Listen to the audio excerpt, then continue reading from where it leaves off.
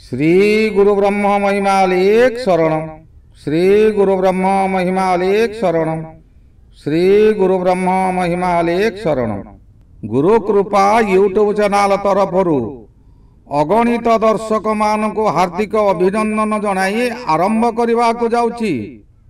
2025 मसीहा अगस्ट मासरे मासिक राशिफल।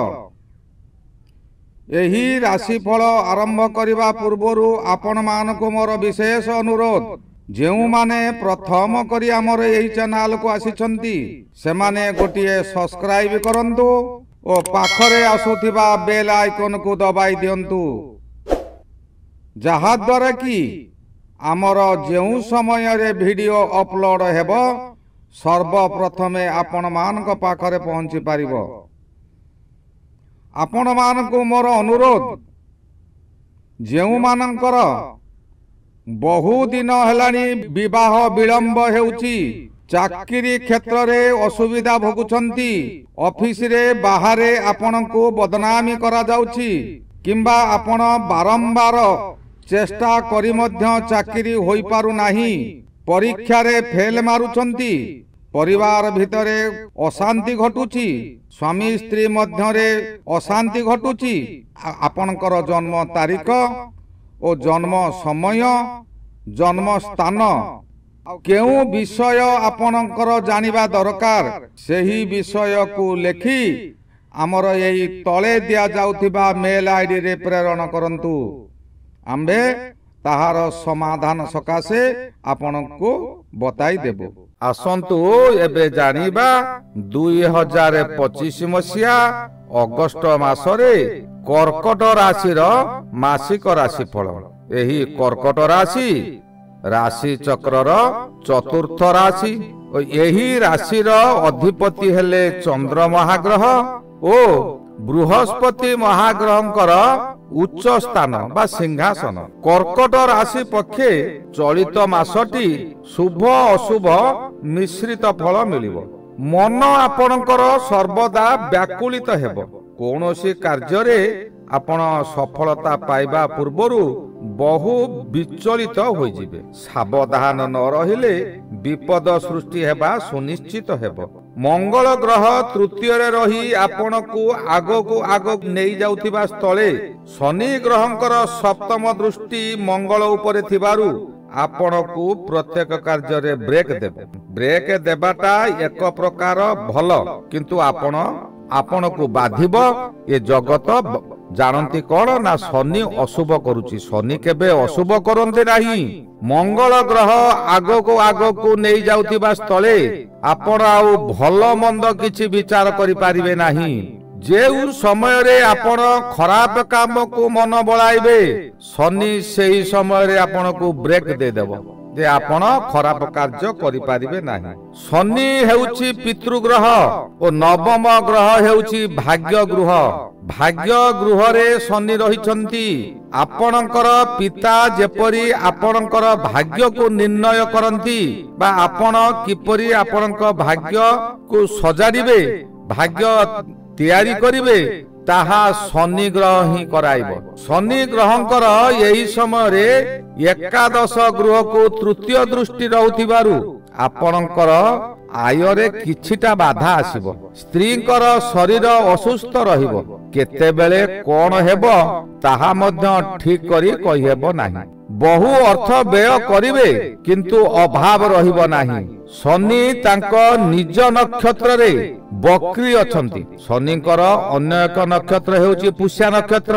एणु पुष्या कर्कट राशि जात व्यक्ति पक्षे यही अशुभ फल मान अधिक हेबो। जन्म नक्षत्र सर्वदा अशुभ फल दियंती।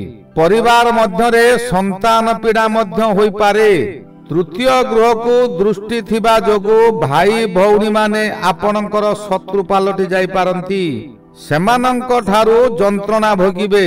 एई तृतीय गृह हेला किसे ना कन्या गृह। कर्कट राशि सकाशे तृतीय, सेही तृतीय गृह को शनिकर सप्तम दृष्टि रहउची। एणु संतान पीड़ा हबा किछि भूल हेबो नाही। भाई भौणी माने मध्य ଆପଣଙ୍କର ଶତ୍ରୁ ପାଲଟି ଯିବେ। ସେମାନଙ୍କ ଠାରୁ ଆପଣ ବହୁ ଯନ୍ତ୍ରଣା ଭୋଗିବେ। ଚତୁର୍ଥ ଗୃହ ଯାହାକି ସୁଖ ଗୃହ କୁହାଯାଏ, ସେହି ସୁଖ ଗୃହକୁ ମଧ୍ୟ କିଛି ପରିମାଣରେ ଦୃଷ୍ଟି ରହିବ। ଦୃଷ୍ଟି ନ ରହିଲେ ମଧ୍ୟ ସୁଖ ଗୃହ ହେଲା ତୁଳା ରାଶି। ତୁଳା ରାଶି ହେଲା ଶନିଙ୍କର ସିଂହାସନ। ଏଣୁ ସୁଖରେ କିଛି ବାଧା ଦେଇ ପାରନ୍ତି। ବୃହସ୍ପତି ମହାଗ୍ରହ ଦ୍ୱାଦଶରେ ଅଛନ୍ତି। ଦ୍ୱାଦଶ ବୃହସ୍ପତି ସର୍ବଦା ଅଶୁଭ ଫଳ ଦିଅନ୍ତି। ବୃହସ୍ପତି ଓ ରାହୁ ପରସ୍ପର ଦୃଷ୍ଟି ରହିଛି। ବୃହସ୍ପତିଙ୍କର ନବମ ଦୃଷ୍ଟି ରାହୁ ଉପରେ ଓ ରାହୁଙ୍କର ପଞ୍ଚମ ଦୃଷ୍ଟି ବୃହସ୍ପତି ଉପରେ। ଏଣୁ ଏହା ଏକ ଗୁରୁ ଚଣ୍ଡାଳ ସୃଷ୍ଟି କରୁଛି। ଦ୍ୱାଦଶ ଘର ହେଉଛି ଶଯ୍ୟା ଗୃହ ଓ ଆପଣଙ୍କର କଣ ଧର୍ମ କରିଛନ୍ତି ତାହା ସେହିଠାରେ ପରୀକ୍ଷା କରାଯାଏ। ତାହା ମଧ୍ୟ ପରୀକ୍ଷାର ଗୃହ। ଏହି ସମୟରେ ଆପଣଙ୍କର ପତି ପତ୍ନୀଙ୍କର ବିଚ୍ଛେଦ ଘଟିପାରେ। ପୂର୍ବରୁ ଆପଣ ଯାହା ଧର୍ମ କରିଛନ୍ତି କିମ୍ବା ଅଧର୍ମ କରିଛନ୍ତି ତାହାରି ଫଳ ଏହି ସମୟରେ ମିଳିବ। ଏହାକୁ ପ୍ରାରବ୍ଧ କର୍ମ ଫଳ ମଧ୍ୟ କୁହାଯାଏ। ଯେଉଁ ସମୟରେ ବୃହସ୍ପତି ଦ୍ୱାଦଶରେ ଭ୍ରମଣ କରନ୍ତି ସେ ସମୟରେ ଆପଣଙ୍କୁ ପୂର୍ବ ଅର୍ଜିତ ଫଳ ମିଳେ। ପୂର୍ବରୁ ଗୁରୁଜନ ମାନଙ୍କୁ କଷ୍ଟ ଦେଇଥିଲେ ଏହି ସମୟରେ ଆପଣ ନିଜେ କଷ୍ଟ ଭୋଗିବେ। ବିଶେଷ କରି ଗୁରୁଚଣ୍ଡାଳ ସମୟରେ ମନୁଷ୍ୟ ଲକ୍ଷ୍ମୀ ଛଡା ହୋଇଯାନ୍ତି। ସମସ୍ତ ଧନ ଅପହରଣ କିମ୍ବା ଚୋରି ହୋଇଯାଏ। ଖାଇବାକୁ ମିଳିବା ମଧ୍ୟ କଷ୍ଟକର ହୁଏ। ଏହି ସମୟରେ ପରିବାର, ବନ୍ଧୁ ବାନ୍ଧବ, ସାଙ୍ଗସାଥୀ ମାନେ କୁମ୍ଭୀର କାନ୍ଦଣା କାନ୍ଦିବେ। କେହି ହେଲେ ଜଣେ ଆପଣଙ୍କୁ ସପୋର୍ଟ କରିବେ ନାହିଁ। ଖାଲି ଯାହା ଉପରେ ଉପରେ ନିଜର ପରି କଥାବାର୍ତ୍ତା କରୁଥିବେ, ଭିତରୁ ଭିତରୁ ଚେର କାଟିଦେବେ। ତଥାପି କର୍କଟ ରାଶି ସର୍ବଦା ଜଗତର ମଙ୍ଗଳ ଚାହୁଁଥିବାରୁ, ମନରେ ତାଙ୍କର ଅନ୍ୟ ଭାବନା ନଥିବାରୁ ପ୍ରଭୁ ପରମ ବ୍ରହ୍ମ ସର୍ବଦା ମୁକ୍ତିର ବାଟ ଦେଖାଇଥାନ୍ତି। ଆପଣଙ୍କର ମନ ଓ ଜ୍ଞାନ ଶାନ୍ତ ରହିବ ଓ ଶାନ୍ତ ରଖିବାକୁ ମଧ୍ୟ ଚେଷ୍ଟା କରନ୍ତୁ। ଆପଣଙ୍କର କଥାବାର୍ତ୍ତା ଚାଲିଚଳନରେ ପରିବର୍ତ୍ତନ ଆଣନ୍ତୁ। ଦେଖିବେ ଏହା ଦ୍ୱାରା ଆପଣ ମିତ୍ରକୁ ଅତି ଆପଣାର କରିପାରିବେ। ଶତ୍ରୁ ନିଜ କରାୟତରେ ରହିବେ। ଆପଣଙ୍କୁ ଯେଉଁମାନେ ବାରମ୍ବାର ହଇରାଣ କରୁଥିଲେ ସେମାନେ ଜୋକ ମୁହଁରେ ଲୁଣ ଦେଲା ପରି ହୋଇ ରହିବେ। ବୁଧ ମହାଗ୍ରହ 24 ତାରିଖ ଠାରୁ ଆପଣଙ୍କ ଉପରେ କୃପା ଦୃଷ୍ଟି ଦେବେ। ଏହା ସହିତ ଶୁକ୍ର ମଧ୍ୟ ଦ୍ୱାଦଶରେ ରହି ଆପଣଙ୍କୁ ବିଭିନ୍ନ ପ୍ରକାର ଅୟସରେ ରଖିବେ। ବିଭିନ୍ନ ସୁଗନ୍ଧ ଦ୍ରବ୍ୟ ବ୍ୟବହାର କରି ନିଜ ଶରୀରକୁ ସର୍ବଦା ଚିକ୍କଣ ରଖିବେ। ବିଶେଷ କରି ଦ୍ୱାଦଶ ଗୃହ ଜୀବର ଯିବା ପଥ। ଏହି ଯିବା ପଥ କିପରି ହେବ ତାହା ଏହି ଗୃହରୁ ହିଁ ଜଣାଯାଏ। ଯିବା ସମୟରେ ଯେଉଁ ଗ୍ରହ ଥିବେ ତାଙ୍କର ଗୁଣ କିପରି ଥିବ, ତାହା ରାଶି ଉପରେ କିପରି ପ୍ରଭାବ ପକାଉଥିବ ତାହାଙ୍କ ଠାରୁ ହିଁ ଜଣାଯାଏ। ଦ୍ୱାଦଶ ଗୃହରୁ ଆପଣଙ୍କର ଯେତେ ଧର୍ମ କରିଛନ୍ତି ତାହା ଜଣାଯାଏ। ଦ୍ୱାଦଶର ଅଧିପତି ବୁଧ, ଯାହାକି କର୍କଟ ରାଶିର ଶତ୍ରୁ ଗ୍ରହ। କର୍କଟ ରାଶିର ବୃହସ୍ପତି ଘାତ ଗ୍ରହ। କର୍କଟ ରାଶିର ବାଧକ ଗ୍ରହ ହେଲେ ଶୁକ୍ର। ଏଥିରୁ ଯାହା ଜଣାଯାଏ ଆପଣ ଯାହା ଯାହା ପାପ କାର୍ଯ୍ୟ କରିଛନ୍ତି ତାହାରି ଫଳ ଏହି ସମୟରେ ହିଁ ଦେବେ। ଏଣୁ ସର୍ବଦା ସତ୍କର୍ମ କରିବାକୁ ଚେଷ୍ଟା କରନ୍ତୁ। ସତ୍କର୍ମରେ ମନ ଦିଅନ୍ତୁ। ଅସତ କର୍ମ ଠାରୁ ଦୂରେଇ ରୁହନ୍ତୁ। ଆପଣଙ୍କର କୌଣସି ଗ୍ରହ କୌଣସି ସମୟରେ ଅଶୁଭ କରିପାରିବେ ନାହିଁ, କାରଣ ସେମାନେ ସମସ୍ତେ ପରମ ବ୍ରହ୍ମଙ୍କ ନିର୍ଦ୍ଦେଶରେ ପରିଚାଳିତ। ଦ୍ୱାଦଶରେ ଶୁକ୍ର ଶୁଭ ଫଳ ଦିଅନ୍ତି, କିନ୍ତୁ ବାଧକ ଗ୍ରହ ହୋଇଥିବାରୁ ଆପଣ ଚାତକ ପକ୍ଷୀ ସଦୃଶ୍ୟ ଅନାଇଥିବେ। ଅପେକ୍ଷା କରି କରି ଆପଣ ହତାଶ ହୋଇପଡ଼ିବେ, କିନ୍ତୁ କୌଣସି ଫଳ ମିଳିବ ନାହିଁ।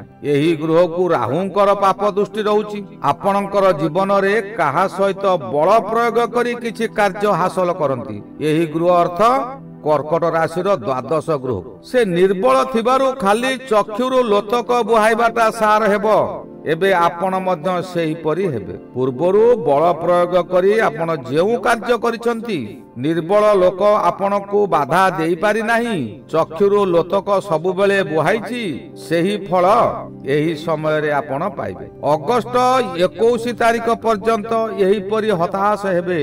ଏହା ପରେ କିଛି ପରିବର୍ତ୍ତନର ଆଶା ଆସିବ, କିନ୍ତୁ ପରିବାରର ବ୍ୟକ୍ତିମାନେ ଆପଣଙ୍କ ଆଶାକୁ ନିରାଶାରେ ପରିଣତ କରିଦେବେ। କେତୁ ଗ୍ରହ ଦ୍ୱିତୀୟରେ ଥିବାରୁ ଏ ମାସର 17 ତାରିଖ ଠାରୁ ରବି ତାଙ୍କ ସହିତ ଏକତ୍ର ହୋଇ ପରାଗ ଯୋଗ ସୃଷ୍ଟି କରିବେ। ଯେପରି ଦିବସରେ ସୂର୍ଯ୍ୟ ପରାଗ ହେଲେ ଅନ୍ଧକାରର ଭ୍ରମ ସୃଷ୍ଟି କରେ, ସେହିପରି ଆପଣ କୁହୁଡିରେ ଭାସିଲା ପରି ହେବେ।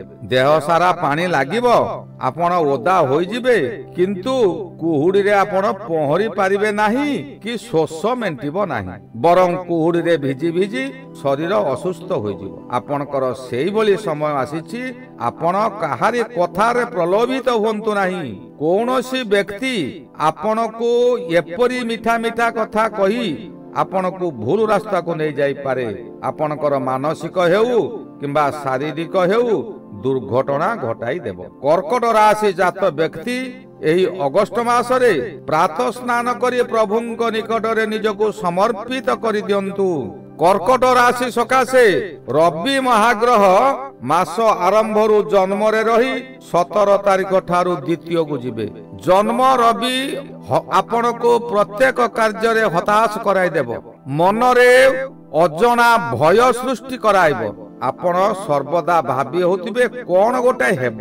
ଆପଣ ଏପରି କର୍ମ କରିଥିବେ ଯେ ସେ କର୍ମର ଫଳ ଆପଣଙ୍କୁ ଠିକ ଭାବରେ ମିଳିବ ନାହିଁ। ଦ୍ୱିତୀୟ ବୃହସ୍ପତି ମଧ୍ୟ ତଦ୍ରୂପ ଫଳ ଦେବେ, ଦ୍ୱିତୀୟ ରବି ମଧ୍ୟ ତଦ୍ରୂପ ଫଳ ଦେବେ। ଦ୍ୱିତୀୟରେ ଯେଉଁ ସମୟରେ ରବି ଭ୍ରମଣ କରୁଥାନ୍ତି, ସେ ସମୟରେ ଆପଣଙ୍କର ଚକ୍ଷୁ, ନାସା ଓ ଗଳା ପୀଡା ହୁଏ। ଆପଣଙ୍କର ଏହି ସମୟରେ ଚକ୍ଷୁରୁ ପାଣି ଗଡ଼ିବ, ଥଣ୍ଡା କିମ୍ବା ସର୍ଦ୍ଦି ହୋଇପାରେ। କଫ, ଏହି ସମୟରେ କଫ ଆପଣଙ୍କର ପ୍ରବଳ ହେବ। ଆପଣ ନିଶ୍ୱାସ ପ୍ରଶ୍ୱାସ ନେବାରେ ବାଧା ସୃଷ୍ଟି ହେବ। କିନ୍ତୁ ଏହି ଦ୍ୱିତୀୟ ଗ୍ରହ ରବିଙ୍କର ନିଜ ଗୃହ ହୋଇଥିବାରୁ ସମ୍ପୂର୍ଣ୍ଣ ରବିଙ୍କର ଅଶୁଭ ଫଳ ମିଳି ନପାରେ। ଏହି ଗଲା 2025 ମସିହା ଅଗଷ୍ଟ ମାସରେ କର୍କଟ ରାଶିର ମାସିକ ରାଶିଫଳ। ଶ୍ରୀ ଗୁରୁ ବ୍ରହ୍ମ ମହିମା ଅଲେଖ ଶରଣ। ଶ୍ରୀ ଗୁରୁ ବ୍ରହ୍ମ ମହିମା ଅଲେଖ ଶରଣ। ଶ୍ରୀ ଗୁରୁ ବ୍ରହ୍ମ ମହିମା ଅଲେଖ ଶରଣ।